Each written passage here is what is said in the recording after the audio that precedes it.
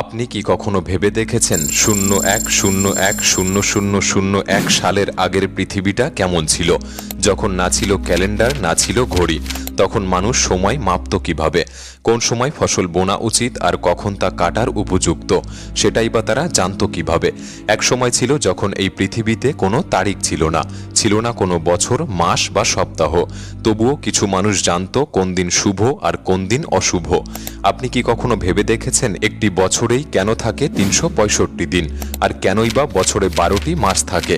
এই প্রশ্নগুলির উত্তর খুব একটা সহজ নয়, কারণ এর উত্তরগুলি লুকিয়ে আছে বিজ্ঞানের শিকড়ে আর প্রাচীন সভ্যতার অতল গভীরে।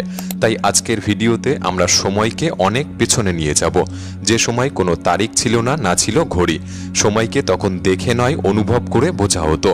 কিন্তু একটি সতর্কবার্তা, আজকের ভিডিওতে আপনি যা জানতে চলেছেন তা হয়তো আপনার আজকের সময় সম্পর্কে ভাবনার ধরনটাই বদলে দিতে পারে।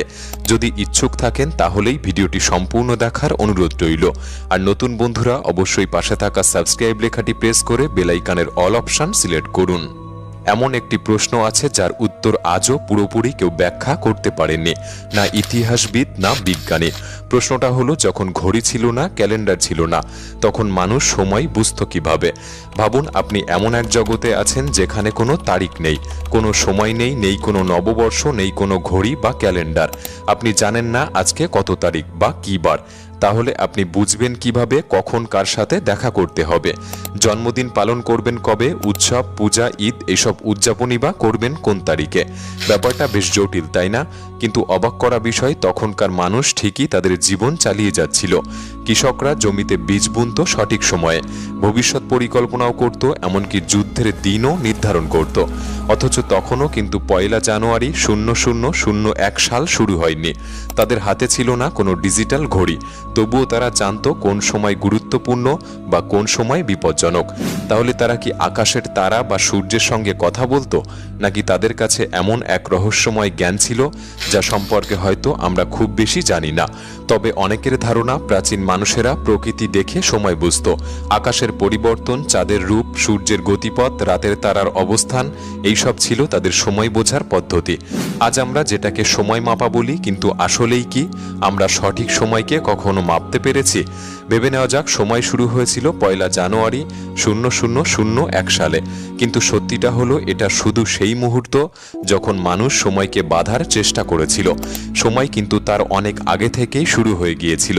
আমরা সময়ের ভাষা তখন বুঝতাম না। হাজার হাজার বছর আগে যখন মানুষ আকাশের দিকে তাকাতো, তারা দেখত চাঁদের আকৃতি বদলাচ্ছে, সূর্য এক পাশ থেকে অন্য পাশে যাচ্ছে, তারারা এক অবস্থান থেকে অন্য অবস্থানে। যে পরিবর্তনগুলি ছিল সময়ের ভাষা। আর তখন মানুষ সময়কে অনুভব করত চোখ দিয়ে নয়, বরং মন থেকে। কিন্তু এই অনুভূতি দিয়ে চলা সবসময় সম্ভব ছিল না। তাই মানুষের দরকার হলো এমন কিছু যা দিয়ে মুহূর্তটাকে ধরে রাখা যায়, সময়কে এক সূত্রে গেঁথে রাখা যায়। এবং এখান থেকেই জন্ম হয় মানুষের প্রথম টাইম মেশিন, যেটাকে আজ আমরা ঘড়ি বলছি। কিন্তু প্রথম অবস্থায় কোনো ধাতব ঘড়ি ছিল না, ছিল না ক্যালেন্ডার। তখন সময়কে ধরা হতো পাথরের ছায়া দেখে। সূর্য কোথায় দাঁড়ালে ছায়া কেমন হবে সেটা দেখে সময়কে আন্দাজ করা হতো। মাটিতে পাথর বসিয়ে দাগ কেটে সূর্য ও তারার গতি নিরীক্ষণ করা হতো। এভাবেই গড়ে উঠেছিল সময় মাপার প্রথম কৌশল, যা থেকে ধীরে ধীরে জন্ম নিয়েছিল আজকের ক্যালেন্ডার ও ঘড়ি ব্যবস্থা। কিন্তু একটি প্রশ্ন থেকে যায়, তারা পাথর দিয়ে সময় মাপত কিভাবে? যে প্রশ্নের উত্তর বেশ বিস্ময়কর।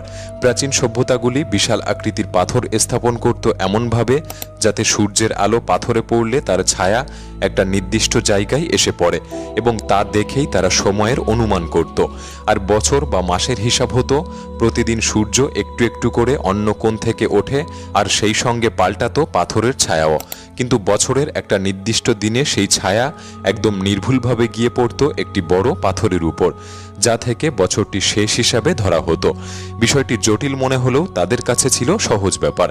যেমন ইংল্যান্ডের বিখ্যাত স্টোনহেঞ্জ এমনই এক প্রাচীন ক্যালেন্ডার যা দিয়ে মানুষ সময়কে বুঝত। স্টোনহেঞ্জটিকে দেখে মনে হতে পারে এগুলি এলোমেলোভাবে বসানো কিছু পাথর, কিন্তু এটি ছিল তাদের নিখুঁত পরিকল্পনার ফল। প্রতি বছরের 21শে জুন সূর্য ঠিক ওই পাথরের মাঝখান দিয়ে উঠত, আর 21শে ডিসেম্বর সেখানেই অস্ত যেত। কোনো ঘড়ি নয়, কোনো ক্যালেন্ডার নয়, শুধু সূর্য আর পাথর পাথর দিয়েই সময়ের গতিকে এভাবে তারা বুঝত।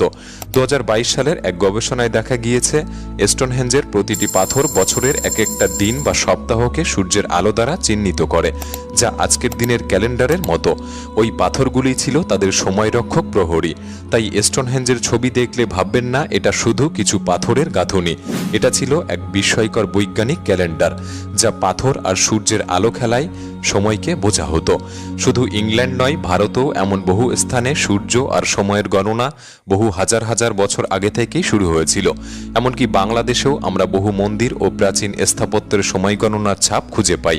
মন্দিরগুলি শুধু উপাসনার জায়গা ছিল না, সেগুলি ছিল সময় গণনার কেন্দ্র। যেমন ওড়িশার কোণার্কের সূর্য মন্দির। অনেকের ধারণা এটি কেবল উপাসনার জন্য বানানো হয়েছিল না, বরং এটি ছিল এক প্রাচীন টাইম মেশিন, যা সময় আর ঋতুর হিসাব রাখত।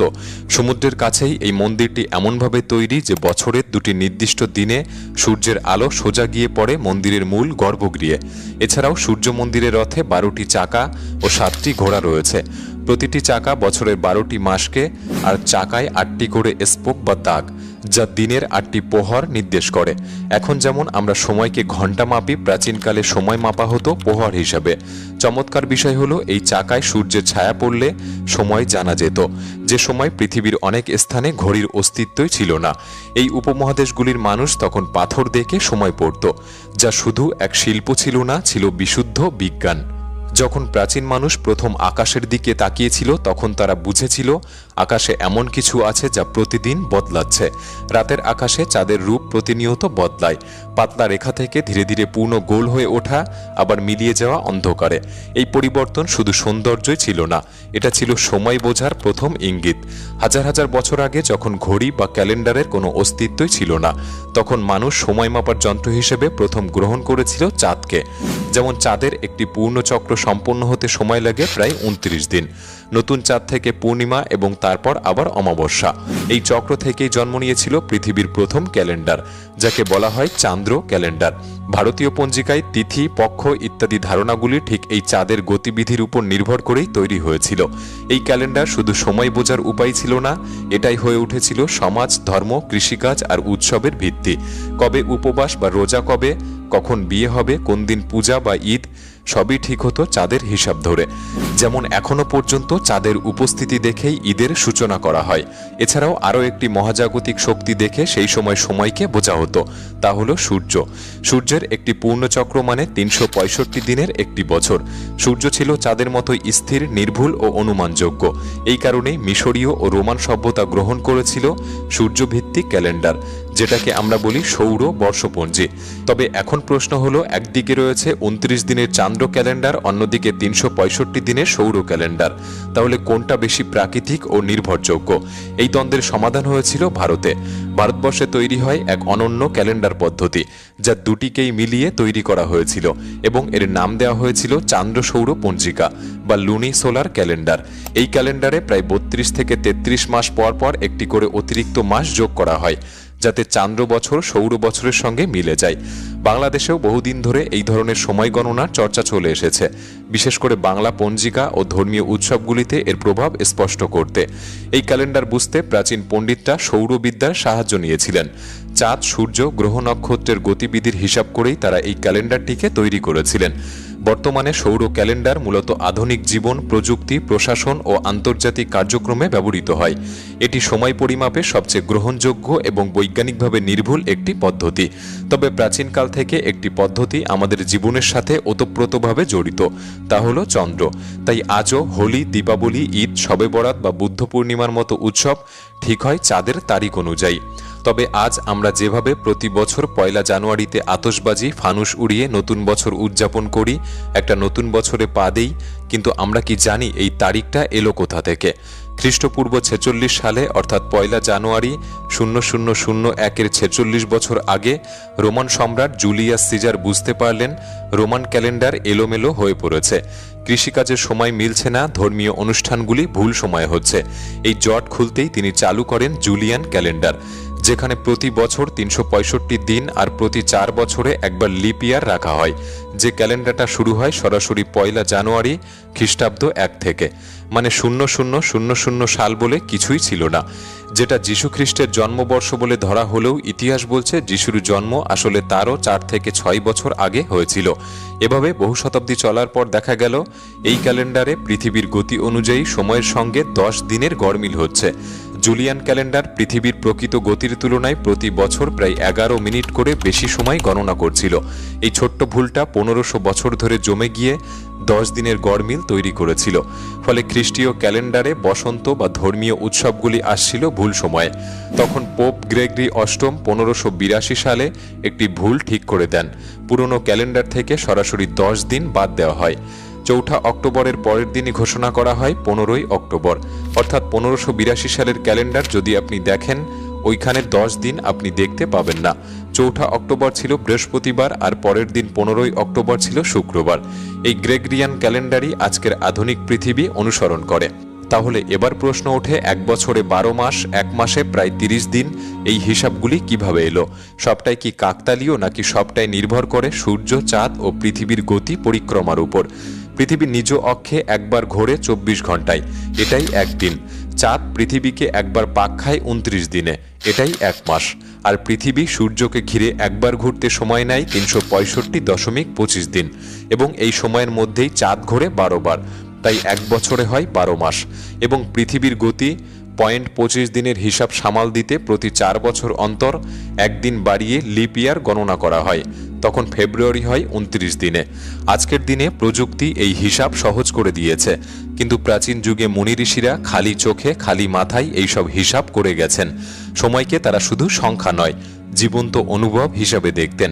আজ আমরা হয়তো শুধু ক্যালেন্ডার আর ঘড়ির মধ্যেই আটকে গেছি, ভুলে গেছি সময়ের আসল ভাষা এখনো লুকিয়ে আছে সূর্য, চাঁদ আর হৃদস্পন্দনের মাঝখানে।